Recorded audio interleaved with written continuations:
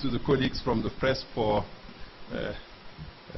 attending this briefing, and I will make few remarks on the subject of the day.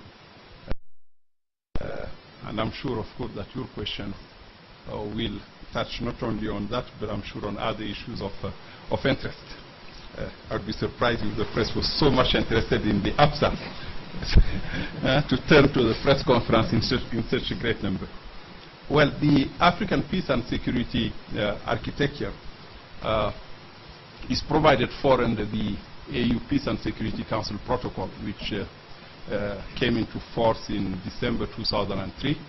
It was adopted in South Africa, Durban, in July 2002, as part of the efforts to enhance the capacity of the AU to deal with crisis and conflict situations on the continent.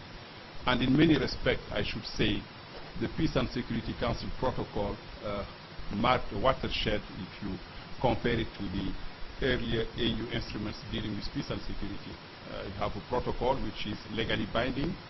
You have a Peace and Security Council, which is somehow the African equivalent of the United Nations Security Council, but made up of members who are elected, unlike the earlier AU organ, which was called the Central Organ, where the members were not elected.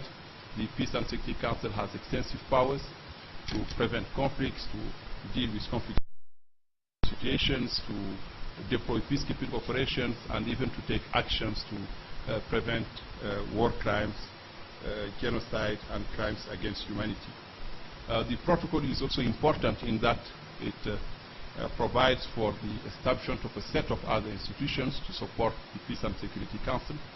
Among them, of course, the early warning system to anticipate and facilitate the prevention of conflict.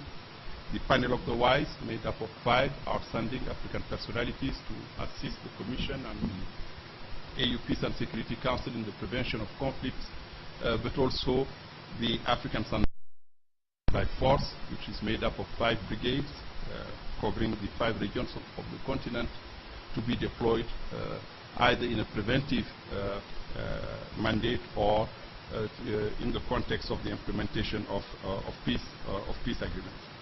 I also would like to say that the protocol innovated in that it provided for a cooperative relationship not only between the African Union and the United Nations, which through its Security Council has primary responsibility for the maintenance of peace and security, international peace and security, but also with regional organizations such as the EU, La Francophonie, the League of Arab States, but more equally important, the protocol provided for a cooperative relationship between the African Union Peace and Security Council and the regional economic communities within Africa. They do play an important role, actively involved in conflict prevention, management and resolution in their respective areas, but also with civil society. I think that was new. The AU is expected to work closely with civil society organizations, including women's organizations, in the quest for peace on the continent. And lastly, I would say the protocol provided for some funding mechanism. You have a peace fund, which is funded through AU contributions, but also partners' contributions. And the peace fund, of course, has been instrumental in helping us deploy peace support operations on the ground, but also undertake other conflict prevention and management activities.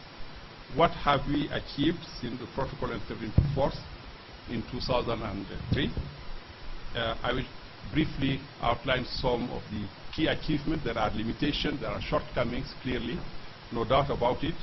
But since you are paid to talk about our shortcomings, I will focus on the achievements.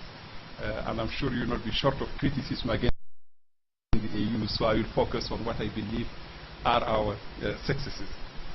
One, we do have now a peace and security architecture which is by and large operational. The Peace and Security Council is in operation since March 2004, has dealt with most, if not all, at least most of the conflict situations on the continent, took landmark decisions, be it the deployment of a mission in Darfur, AMIS, the AU mission in Sudan, or AMISOM in Somalia, or in authorizing other operations such as the ongoing one against the LRA or the AFISMA in Mali. It has met close to 350, 352 or 53 times. In fact, it will be meeting tomorrow at the level of head of states and government to deal with Mali and the relations between Sudan and South Sudan. And I think the PAC has proved to be a very proactive organ, or has proved to be extremely proactive in discharging its mandate.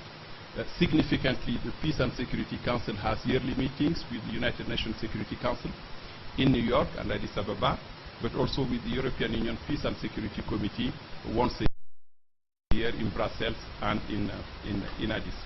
The panel of the wise is also in place, focusing mostly on conflict prevention, especially conflicts that are related to elections, which, as you know, have been quite problematic on the African continent, given the seriousness of some of the post-electoral crisis that the continent has witnessed.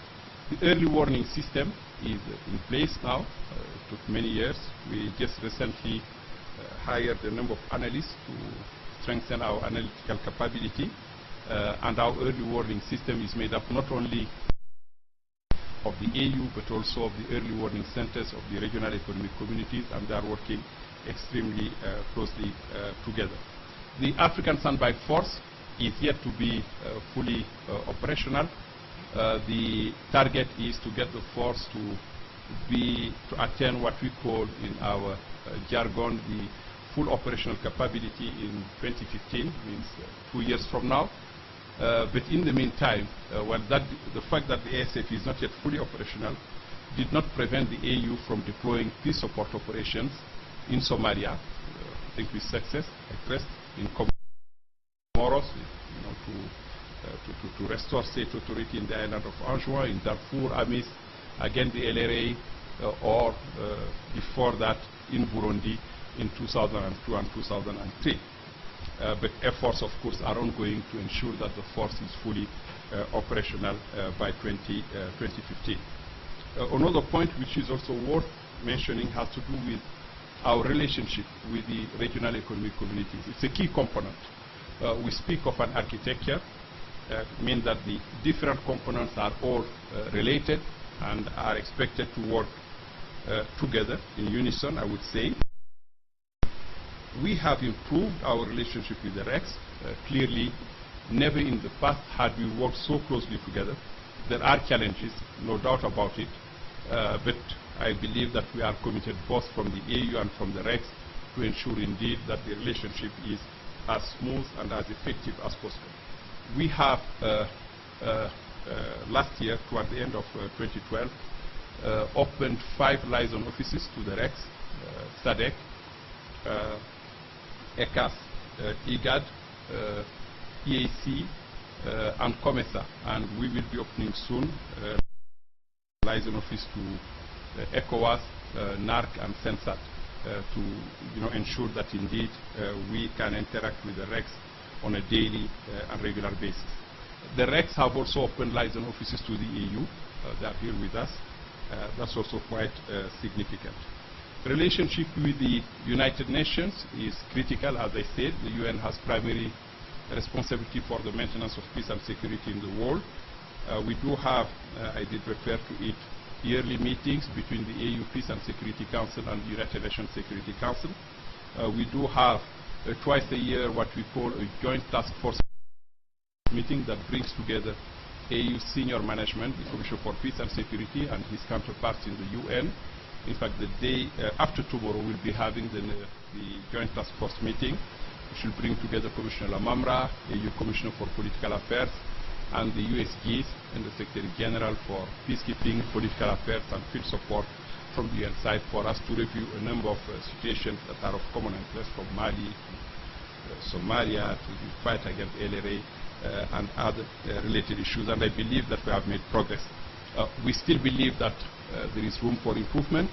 One of our long-standing requests to the UN relates to the funding of AU-led operations undertaken with the consent of the United Nations. We believe that the UN has responsibility to provide funding for such operations, as they are doing currently for Somalia, and that issue is yet to be sorted out, I would say, on a permanent basis. We do have some ad hoc solutions in Somalia, for instance, where the UN is providing very significant support, but it's done so far, it has been done so far on an ad hoc basis.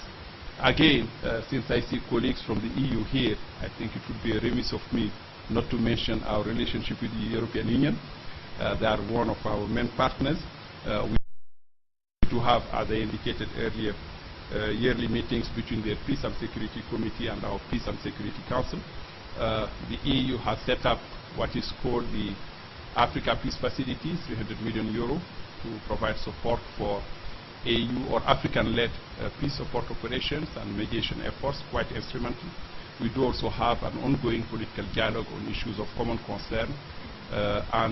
Next, I think on the 5th of February, just to give you an example of the extent of the relationship and the breadth of the relationship with the European Union, we'll be having the next meeting of the support and follow-up group on the situation in Mali, which will be hosted by the European Union, and we are currently working together, of course, to ensure that that meeting is a success and strengthen the momentum towards the resolution of the crisis facing Mali. Efforts have also been made as far as the relationship with civil society is concerned. We have many instances where think tanks, African think tanks, civil society organizations, but also other civil society organizations brief the PSC on a range of issues from justice to human rights. I'm sure you are informed about the outcomes of those meetings. I did refer to challenges, and this is an aspect I wanted to leave to you. I'm sure you are experts in challenges. So, but just let me just maybe mention one point to say funding has proved to be quite a challenge for the EU, quite a challenge, especially funding for our peace support operations. I mean, the deployments in Somalia, Darfur in the past, Mali now, or LRA. These are very necessary undertakings, but also very expensive undertakings, and for which we are yet to devise, I would say, permanent, predictable, guaranteed funding mechanism. And I believe in the years ahead, this is an issue to which the EU should pay, and in actual fact is paying attention with a view to finding more sustainable solution. I will stop here.